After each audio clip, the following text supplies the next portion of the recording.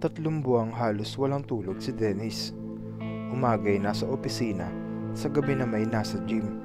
Walang araw na lumilipas na hindi siya nagbubuhat, nagbibilang ng calories at nagtatabi ng selfie bilang patunay ng kanyang progreso. Unti-unti, lumiliit ang kanyang baywang, lumalakas ang katawan at dumadami ang papuri sa social media.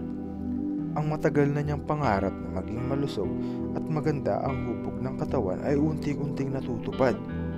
Dumating ang araw ng awarding. Tumayo siya sa entablado, nakasuot ng makintab na gown at abot tenga ang kanyang ngiti.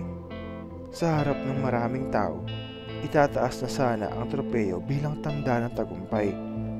Ngunit sa isang idlap, nadulas siya sa sariling pawis, nadapa sa mismong gitna ng stage at narinig ang nakakabasag na tunog. Bali ang kanyang paa sa mismong awarding.